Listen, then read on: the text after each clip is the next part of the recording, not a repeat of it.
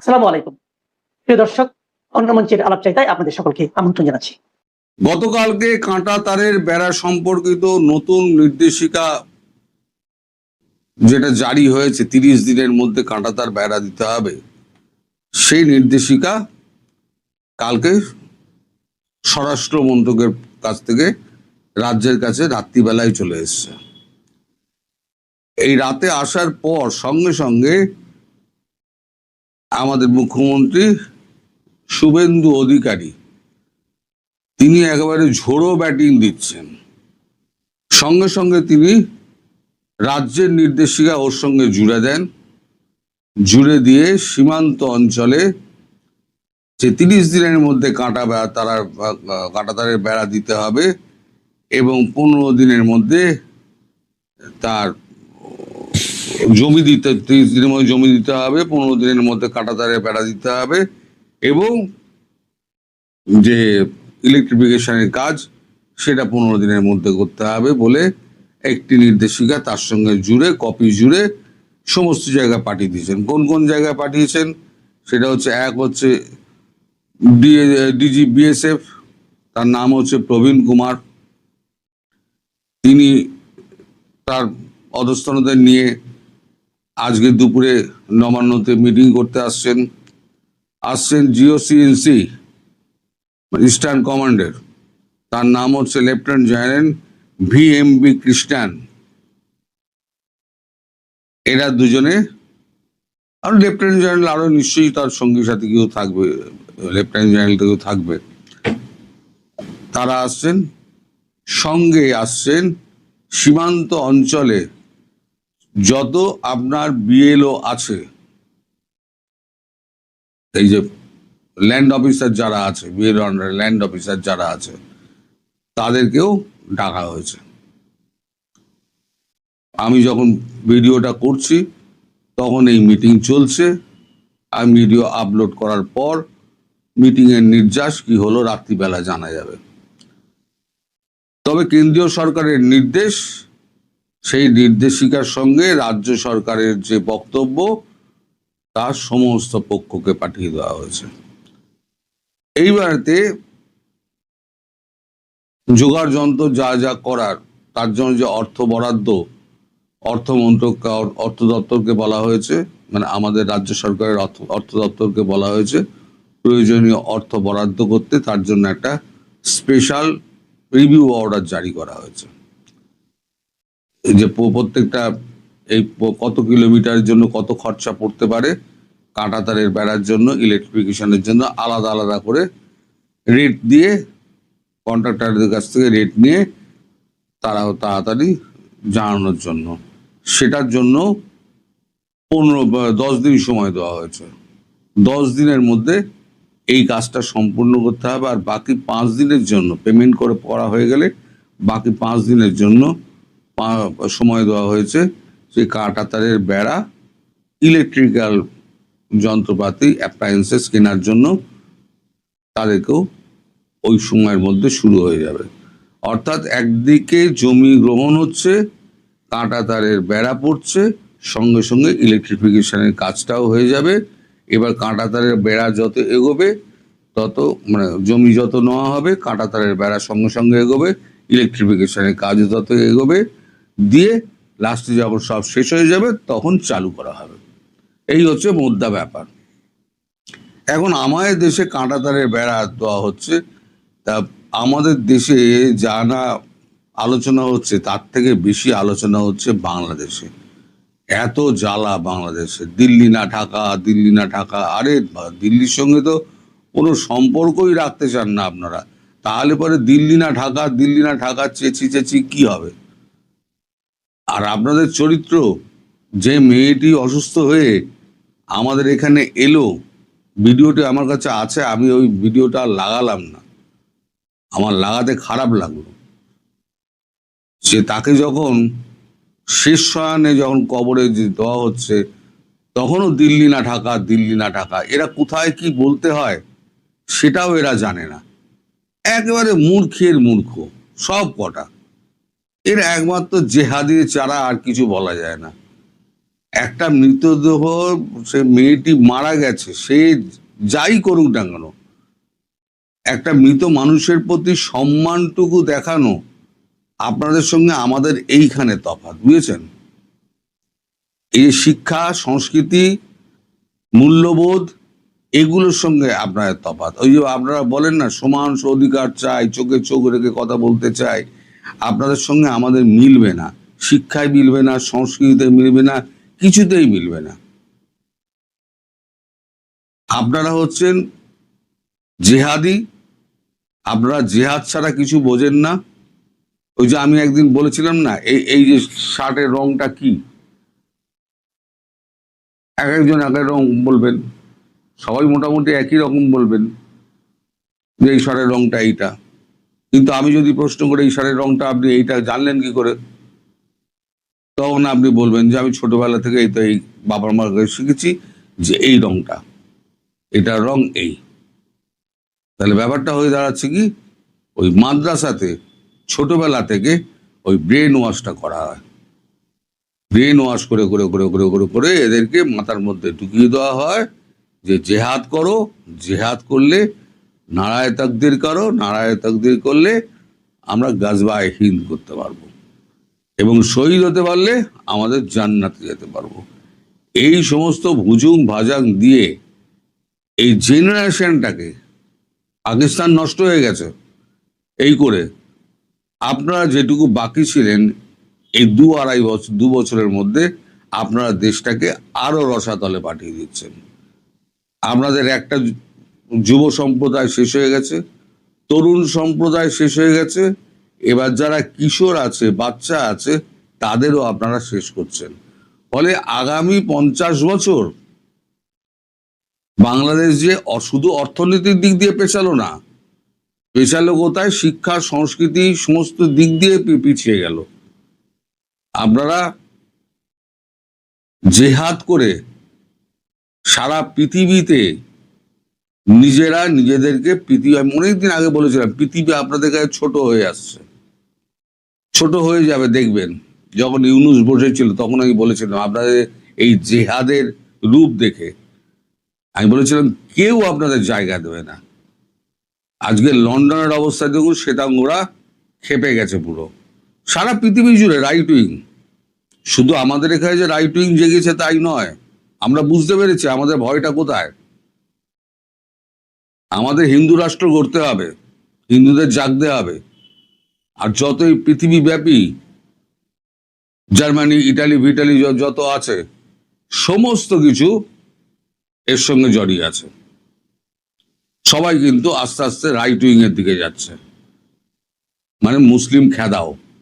এরা আমাদের দেশটাকে নষ্ট করতে এসছে। একসময় আপনাদের দয়া পরবশত হয়ে তারা আপনাদের দেশে জায়গা দিয়েছিল, তার মূল্য আপনারা রাখেননি।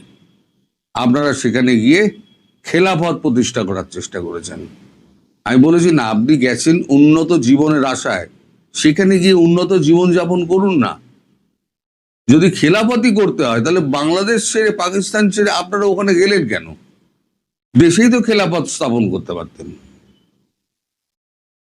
আর একটা জিনিস আপনাদের বলবো, 71-এর সঙ্গে 2026-এর মিল কোথায়? 71-এ ইন্দিরা গান্ধী কি করেছিলেন? ইন্দিরা গান্ধী সারা বিশ্ব ঘুরেছিলেন 71 সালে যুদ্ধের আগে। এত বড় কাণ্ড হচ্ছে, ট্রাম্প এবং জিনপিং এর সঙ্গে বৈঠক হচ্ছে, দুটো ষাঁড় যুদ্ধ করছে, মোদিজি ঘরে বসে আছেন? মোদিজি বেরিয়ে পড়েছেন বিশ্ব ভ্রমণে।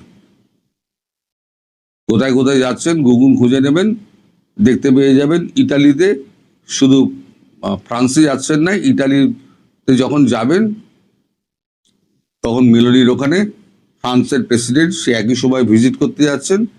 ফলে ফ্রান্সের প্রেসিডেন্ট তার সঙ্গে ইমানুয়েল ম্যাক্রো, তার সঙ্গেও মোদিজির দেখা হয়ে যাবে। ফলে এই যে মোদি সর্বত্র, যে ইউরোপিয়ান ইউনিয়ন একই ট্রাম্পের ওপর ক্ষেপে আছে বিভিন্ন কারণে, ব্রিটেন ক্ষেপে আছে।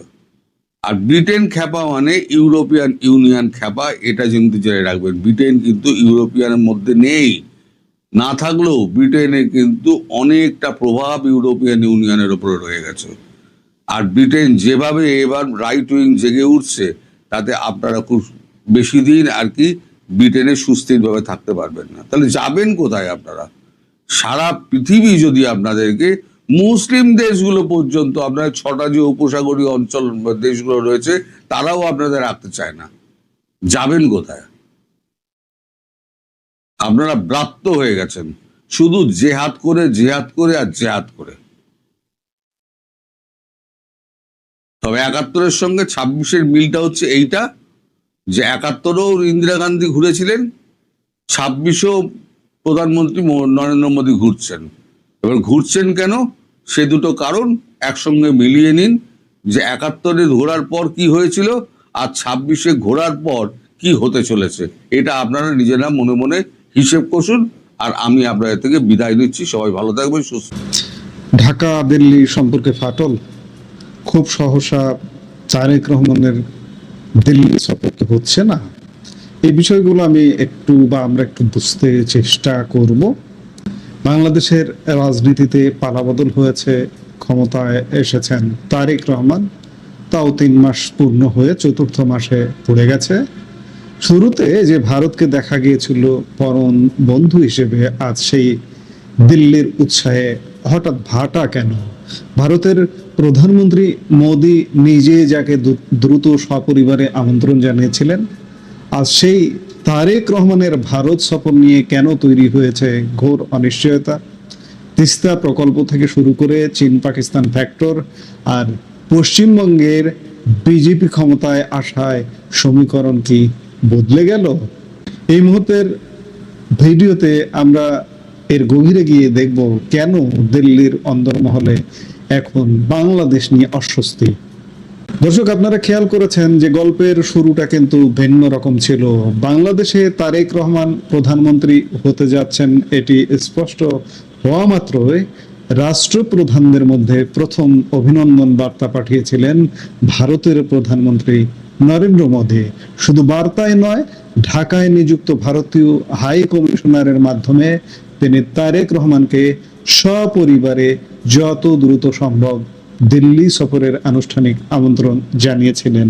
সবচেয়ে বড় চমক ছিল নির্বাচনের আগের ঘটনা। তারেক রহমান অফিসিয়ালি বিএনপির চেয়ারম্যান হওয়ার পরই মোদী তাকে শুভেচ্ছা জানান। তিনি আশা প্রকাশ করেছিলেন যে তারেক রহমানের নেতৃত্বে বাংলাদেশ এক নতুন পথে যাত্রা করবে এবং ভারত বাংলাদেশ সম্পর্ক এক ভিন্ন উচ্চতায় পৌঁছাবে।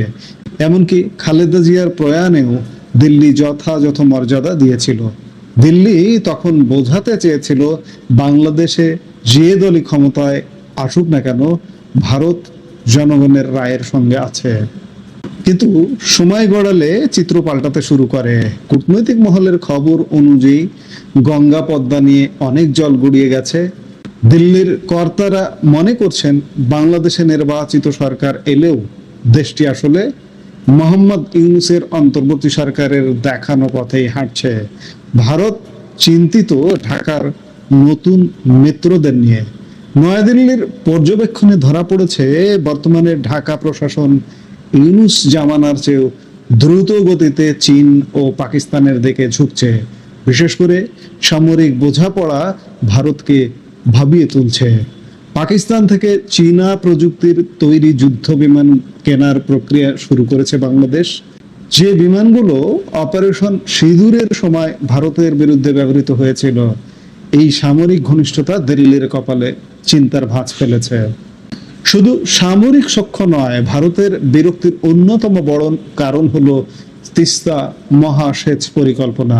বহু বছর ধরে বাংলাদেশ তিস্তার পানির দাবিতে ভারতের ওপর চাপ দিচ্ছিল। আলোচনার টেবিলে যখন বিষয়টি ছিল, ঠিক তখনই তারেক রহমান সরকার এই মেগা প্রজেক্টের কাজ চীনকে দেওয়ার সিদ্ধান্ত নিয়েছে।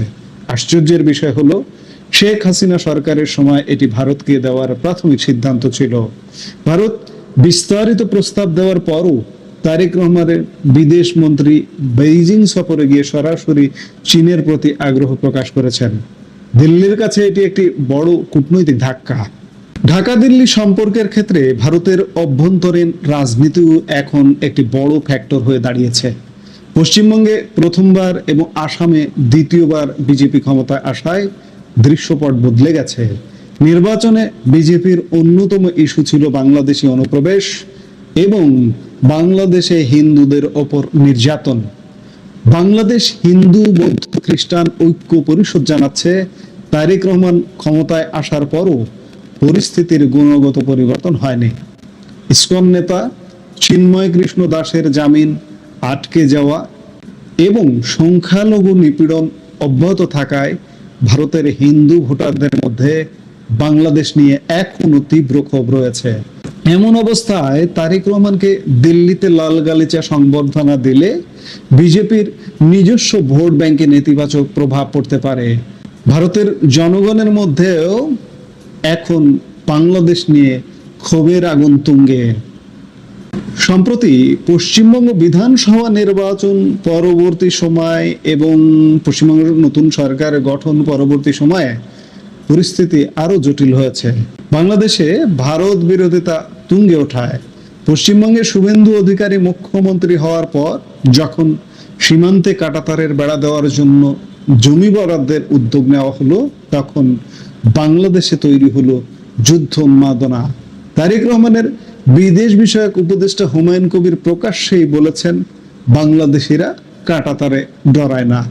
এর ফলে বিএনপির একটি অংশ মনে করছে এই উত্তাল সময়ে তারেক রহমানের ভারত সফর অভ্যন্তরীণ রাজনীতিতে ঝুঁকি বাড়াতে পারে।